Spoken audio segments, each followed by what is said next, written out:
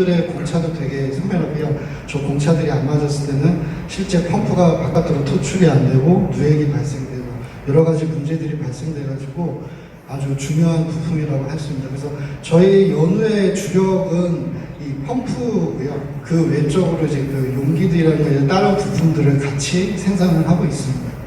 예, 다음. 그래서 저런 펌프 부품들을 주로 생산하는 것들이 이제 다수 캐비티의 금형들을 저희가 하고 있습니다. 그래서 이 다수 캐비티에서 일어나는 실제 문제점들을 여러분들하고 좀 발표를 하려고 했습니다. 보통 다수 캐비티 같은 경우는 마냥 캐비티 수를 늘릴 수만 있다고 하면 좋겠지만은 여러 가지로 이제 기술적인 거나 코스트적인 측면에서 이 캐비티 수가 가능한지 안 가능한지가 판단이 매우 중요합니다. 그래서 여러 가지 사항들을 고려했을 때 적정 캐비티 수가 나오고 그 캐비티를 실제 이제 금형에 반영해서 제작이 들어갑니다. 근데 실질적으로 저 원하는 캐비티 수가 됐을 때 실제 시장에서는 많은 문제점들이 발생합니다. 실제에서는 우리가 원하지 않게 뭐 사출 조건이라든가 이런 것들을 다 고려를 해봐도 캐비티 간 바란스는 발생이 될 수밖에 없습니다. 그리고 실제 해석을 해봐도 그 캐비티 바란스가 안 맞았을 때 제품의 이제 치수 문제적이라든가 중량적인 문제여가지고 제품 하나라도 저런 것들이 틀려버리면 저희가 양품으로 쓸 수가 없기 때문에 바란스 문제가 아주 저희한테 중요한 이슈입니다. 실제 캐비티, 사출 공정은 시간하고 온도하고 압력의 컨트롤로 해서 이제 실제적으로 제품이 만들어지는데요. 근데 이거 외적으로도 여러분도 아시겠지만 중력이라든가 관성력이라든가 시어, 스트레스, 전달 능력이죠. 근데 이 전달 능력으로 인해 가지고 캐비티가 바란스가 맞지가 않습니다. 그래서 저 부분을 어떻게 컨트롤을 하느냐에 따라 가지고 힘의 균형을 이룰 수 있고 캐비티가 바란스를 잘 맞출 수가 있습니다. 그래서 요 관련된 것들을 해서 어떻게 저희가 실제 필드에서 적용하고 있는지 보여드리도록 하겠습니다. 그래서 크게 두 가지입니다. 실제 이제 콜드런더 쪽은 이제 시어히트 언밸런스를 어떻게 제어하고 있는지, 그리고 그런 어떤 제조적인 시스템적인 한계로 인해 가지고 저희가 기존에 사출하고 있었던 다수 캐비티에서 오히려 이제 금형의 사이즈를 줄이고 캐비티 수를 줄여가지고 더 정밀한 사출기 쪽으로 넘어간 사례에 관해서 멀티 캐비티 쪽을 공유를 하도록 하겠습니다. 이거는 하우징이라는 제품인데요.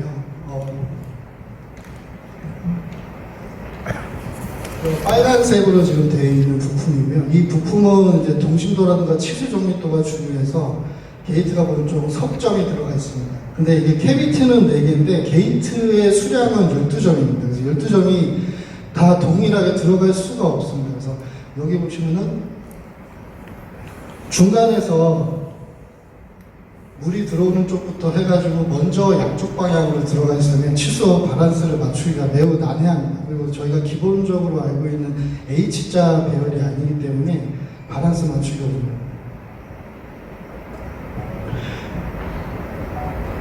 그리고 이제 실제 저희가 다시 개선을 한 포인트는 이 교차되는 부분에서 드랍 구간을 줘가지고 캐비티가 해석에서 봤듯이 바란스가 맞게 세 점 동일하게 들어가는 것을 확인할 수가 있습니다. 그래서 실제 저희 필드에서도 봐도 일자 배열의 캐비티가 지금 이 드랍 구간을 준 걸로 인해 가지고 게이트가 동일하게 내려가면서 치수가 아주 안정적으로 생산될 수 있었던 사례고요.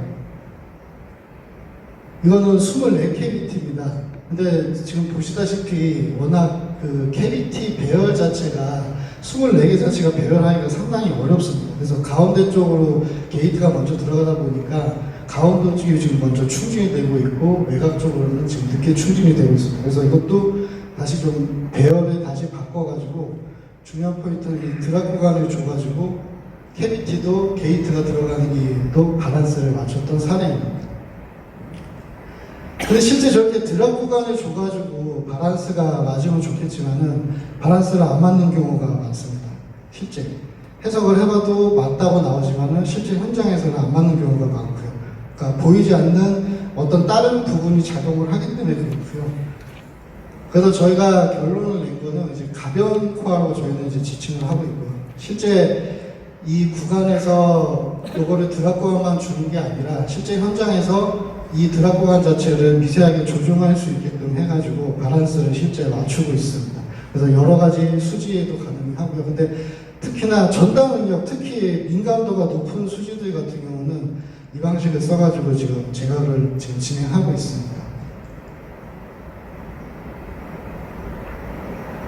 그리고 아까 말씀드린 서두에서 말씀드린 이제 제조 시스템의 전환인데요. 이건 저희가 비트만 바텐필드하고 실제 시스템을 도입을 하면서 개선했던 사례가 비트만 그 이노베이션 자체에 실렸던 사례고요. 지금 보시는 저 실캡은 연간 수량이 1억 개 정도 됩니다. 근데 1억 개 정도 되는데 그거를 지금 설비를 이제 증설을 해야 되는 이슈가 있었고 그 다음에 실제 현장에서 다 캐비티로 생산을 하다 보니까 트러블 이슈들이 많아가지고 그거를 좀 더 개선할 수 있는 시스템 구현을 해보자 해서 기존에 허스키 이제 160톤에서 64캐비티를 생산했었습니다. 그 생산 시스템을 그리고 다시 새로운 시스템을 이제 도입을 했던 사례인데 거기서 이제 중요시 됐던 세 가지 포인트가 있습니다. 그 부분에 대해서 말씀을 드리겠습니다. 첫 번째는 64개 캐비티들이 절대 바란스가 맞지를 않아서 언바란스 문제가 있었고요. 그 다음에 가스 문제, 그 다음에 이제 에리어징, 공간적인 문제가 있었습니다. 가스 문제는 저희 그 펌프에 들어가는 부품들이 기존 그 첨가제들이 있습니다. 슬립제라고 하는데요. 그 슬립제가 가스 발생이 워낙 많아가지고 저희가 금형 메인트런스가 1년에 거의 한 60일 가까이 차지하는 포지션이 있어서 그 부분에서 생산량이 많이 떨어졌었고요.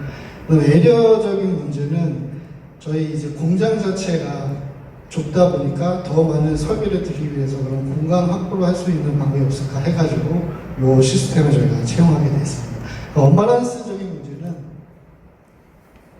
보시는 것 같이 하트러너가 한 존이 떨어지는 중량이 1g밖에 안 됩니다. 그래서 1g을 제어하려는데 보시는 것 같이 떨어지는 부위에서 외곽 쪽은 먼저 성형이 다 돼 있지만은 외부 쪽은 지금 성형이 안 돼가지고 미성형이 난 걸 볼 수가 있습니다. 그래서 저런 바란스 차이로 인해 가지고 플로마크라든가 그 다음에 버 같은 불량들이 미세하게 발생이 돼가지고 그거를 잡을 수 있으면 결국 캐비티를 적게 가지고는 수밖에 없다 해가지고 저희가 시스템을 바꿨고요. 실제 저희가 마이크로 파워 시스템을 도입을 해가지고 캐비티 값 편차는 1000분의 2g까지 캐비티 편차가 없게끔 조절을 했습니다. 그리고 마이크로 파워의 또 장점이 수지 잔량 자체가 없습니다. 가소화하는 순간 가소화되는 양만큼 다 캐비티 안으로 들어가기 때문에 쿠션량 자체가 존재하지 않는 거죠. 그로 인해 가지고 가스에 대한 문제가 해결될 수 있었고, 그 다음에 저희가 하고 있는 기존의 그 인라인 스크류 방식은 가소화하고 사출이 이제 복합돼서 일어나는 동작입니다. 거기서 일어나는 여러 가지 이제 헌팅적인 문제도 개별적인 제어가 가능함으로 해가지고 마이크로 파워 시스템을 도입을 했고요. 공간적인 문제는 이 마이크로 파워 사출기는 안에 이제 로봇부터 해가지고 이런 온조기 그리고 여러 가지 이제 측정 장비, 그다음에 이제 컨베이어, 그다음에 캐비티 분배기 등을 다 한 곳에 넣을 수 있기 때문에 공간적인 문제가 거의 한 평이 안 되게끔 사출기에서 다 구현이 가능합니다. 그리고 이거는 실제 저희가 다른 부품을 이제 그 캐비티 수를 줄인 거고 분량도 높였지만은 거기에 이제 로봇을 더 추가로 적용을 해가지고 게이트에 대한 추가 부분부터 캐비티 분리까지 다 자동화를 한 사례인데 동영상을 한번 틀어주시겠어요?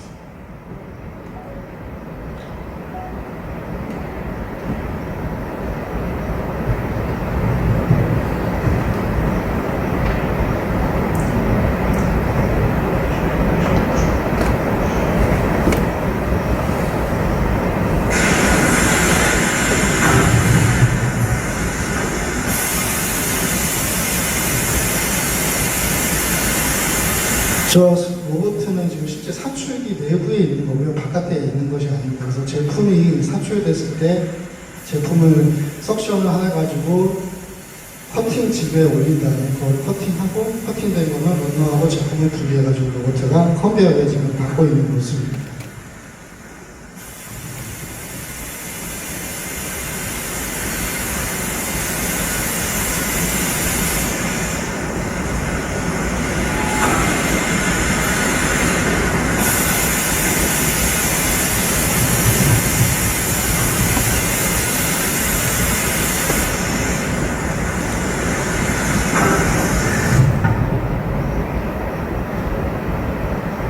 그럼 다음은 이제 저 후육 성형 관련된 파트 쪽으로 넘어가서 저희 사례를 공개했습니다. 먼저 왜 화장품 쪽에서 이런 후육 제품에 굽은 살두께가 보통 10T에서 15T까지도 가는 제품들을 지금 실제 사출 성형을 하고 있고요. 근데 왜 저희가 이런 후육 제품을 페트지를 쓰고 있습니다. 페트지라는 수지가 이제 SK 케미칼이나 이스트만 쪽에서 이제 나오는 수지이고요. 이 수지가 유리 같은 투명성이 되게 좋고요.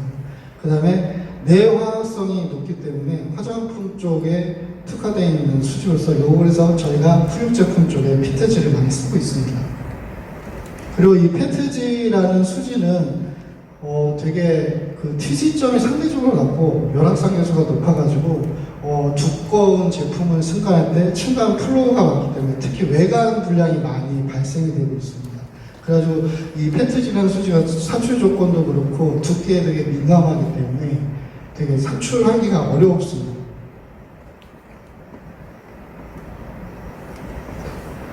그리고 이 페트지 수지는 보시는 것 같이 이건 SK 케미칼 쪽에서 정보를 제공해 주신 거고요. 반드시 그 제습 건조를 해 주셔야 됩니다. 제습 건조를 안 하게 되면은 외관에 대한 어떤 불량들이 다반사로 발생되기 때문에 제습 건조가 매우 중요한 제품입니다. 요 사례는 이제 글라스를 저희가 유리 인서트를 했던 사례인데요. 후육 성형을 하기에는 되게 페트지 수지 자체가 좀 열악합니다. 근데 저희 이 사례를 보여드린 거는 두폰의 그 썰린이라는 수지가 있는데요. 이 수지는 후육 사출에 있어서 되게 좋은 장점을 갖고 있습니다. 게이트가 적더라도 거의 제품의 한 20T 이하까지는 사출하는데 크게 문제가 없는 수지고요. 근데 이 수지를 쓸 기간은 되게 가격대 자체가 일반 수지들보다는 비싸기 때문에 되게 어렵습니다. 그리고 또 한 가지 문제점이 이 썰린 수지가 PE 베이스의 비결정성 수지입니다. 그래가지고 외부에서 냉각 속도를 어떻게 해주느냐에 따라가지고 투명도가 결정되기 때문에 수지 외에도 바깥쪽 쪽에 실제 제품을 따로 냉각시킬 수 있는 시스템 자체가 필요한 수지입니다. 그리고 저희가 그 후육 제품을 생산하는 데 있어서 기본적으로는 저희도 오버몰딩을 하고 있습니다. 결국 이제 이중 사출 개념인데요. 그거를 이제 두께를 각각 어떤 두께를 저희 최적화했을 때 이 제품이 제일 잘 나올 수 있는 거라서 오버몰딩을 추천을 하고 있고요. 실제 오버몰딩 하고 있는 거를 동영상을 보겠습니다.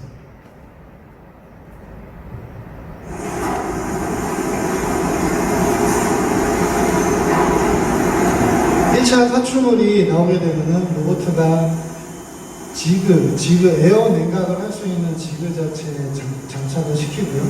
그 제품은 옆에 있는 사출기 쪽으로 컨베어를 타면서 이동을 하게 됩니다. 그러면 그 다음 사출기 쪽에서 1차 사출됐던 제품을 로봇가 들고 올라가서 다음 분량에다가 인서트를 하는 방식입니다.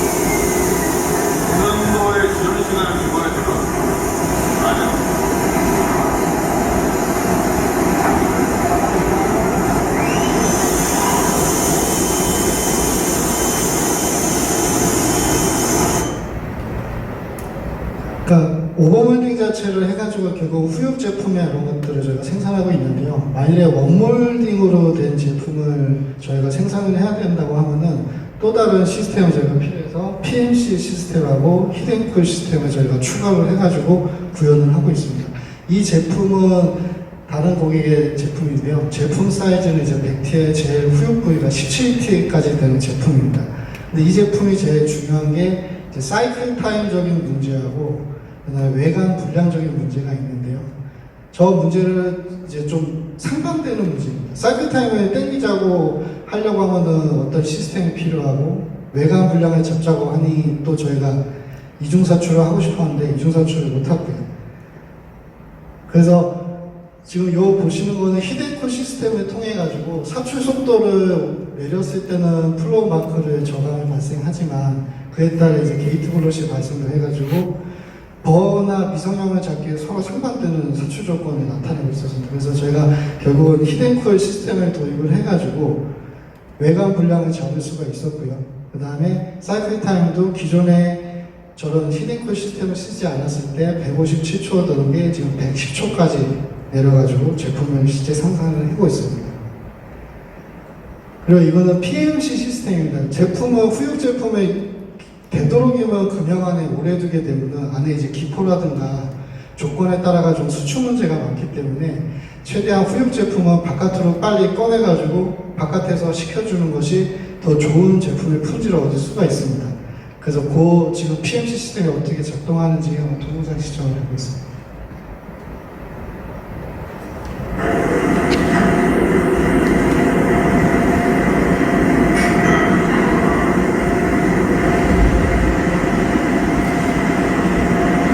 제품을 꺼낸 후 저 위에 보시는 것 같이 냉각 플레이트 위에 제품을 올려놓고요. 그리고 기존에 올라가 있던 제품들은 다시 로봇가 꺼내가지고 컨베이어 위에 올리는 모습입니다. 저희가 이런 시스템을 도착했을 때 일반적인 냉각되는 거는 똑같이 상온으로 봤을 때 82도까지 내려오지만은 저 시스템을 도입했을 때 67도까지 빨리 내려올 수 있어서 냉각 타임을 빠르게 해서 제품을 빨리 치출할 수 있는 그런 방법이 되겠습니다.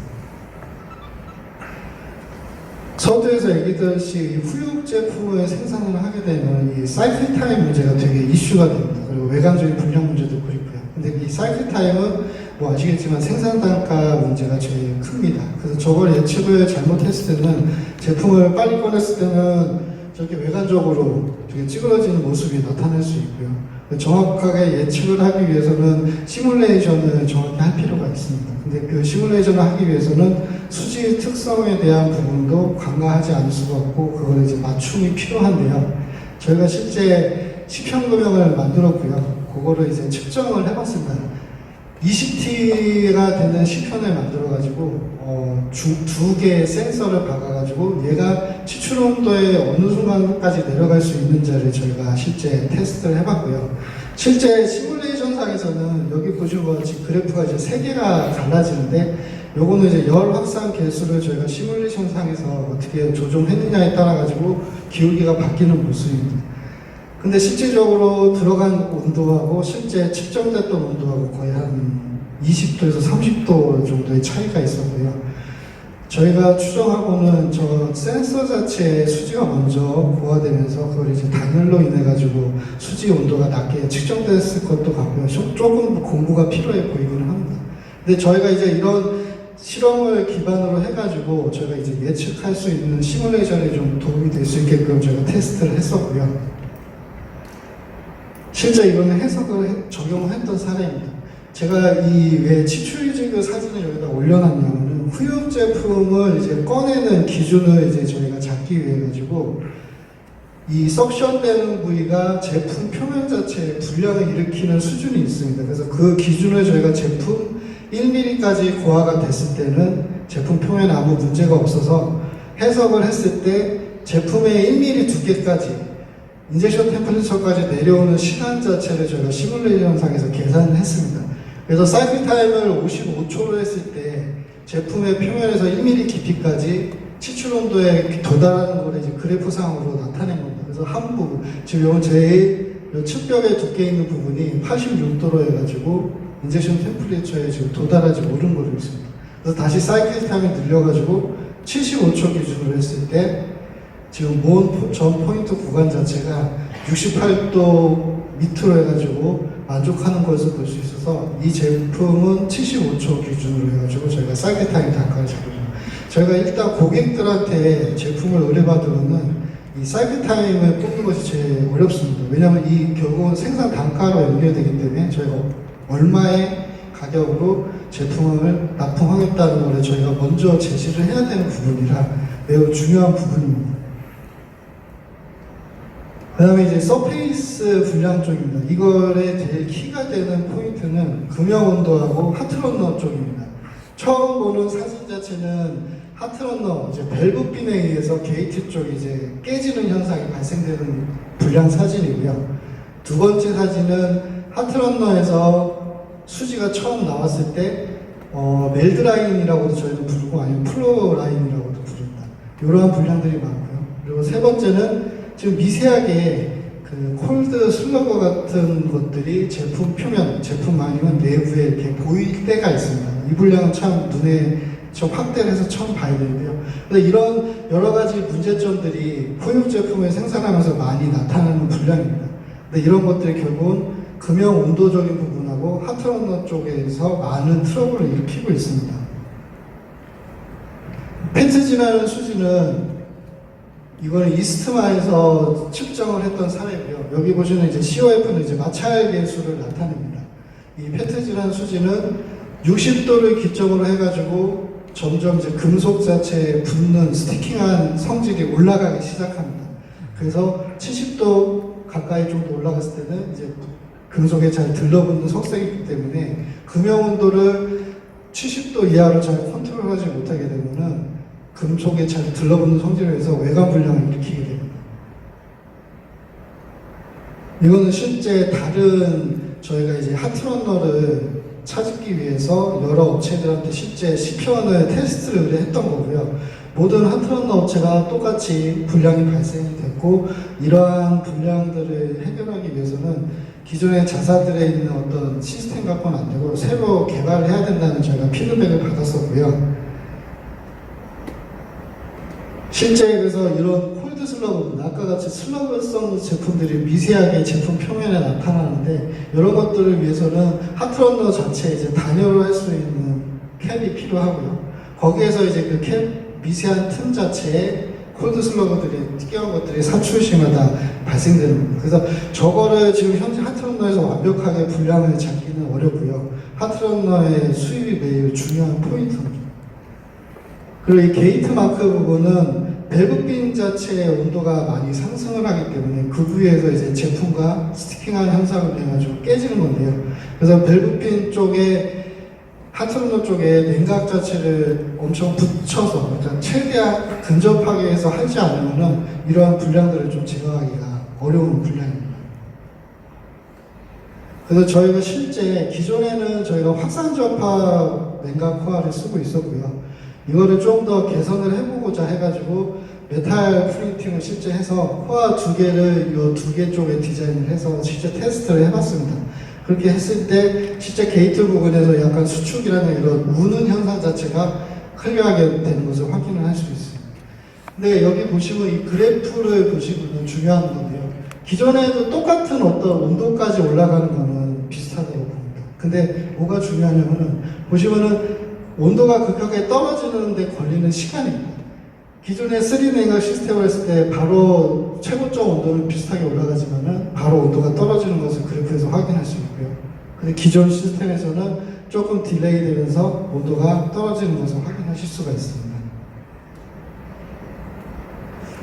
그리고 아까 서두에서 얘기드렸던 이 멜드라인과 플로라인 문제인데요. 이 문제는 이거는 그 동경대에서 논문을 썼던 자료입니다. 밸브핀을 돌아가는 순간 그 왼쪽으로 해가지고 웰드라인 같이 분노되고 정체 현상이 발생이 됩니다.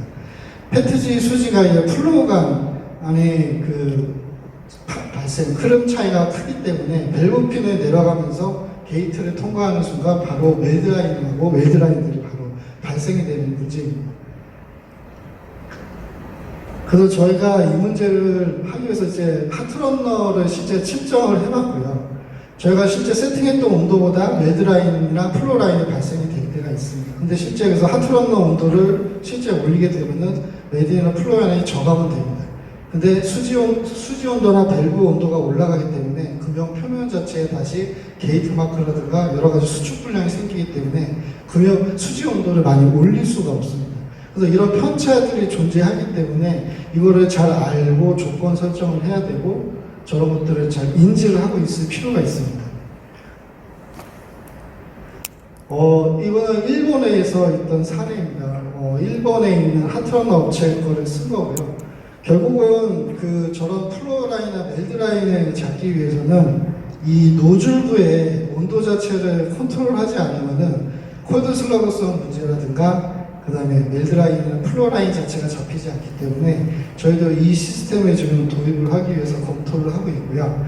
이 문제가 제일 난해한 문제입니다. 저희가 생산하는 제품들의 수량이나 이런 것들이 많다고 하면은 이런 시스템을 도입을 할 수 있겠지만은 워낙 저희 화장품 쪽에 다품종 소량 생산이 많아가지고 이게 참 어렵습니다. 이걸 도입하기가. 예. 그래서 이 후육 제품 같은 경우는 여러 가지 트러블이 있습니다. 웨드라인, 플로우 마크, 게이트 브러시, 스프레이 물량, 게이트 마크 등 이런 전체적인 분량들이 결국은 이제 금형 온도적인 문제를 어떻게 컨트롤하느냐에 따라 가지고 저감을 시킬 수 있는 부분이기 때문에 후육 제품에 있어서 금형 온도 컨트롤 부분은 되게 제일 중요한 포인트라고 말씀을 드리고 싶습니다. 예, 이상으로 발표를 마치겠습니다. 궁금하신 사항 있으면 질문 주시고.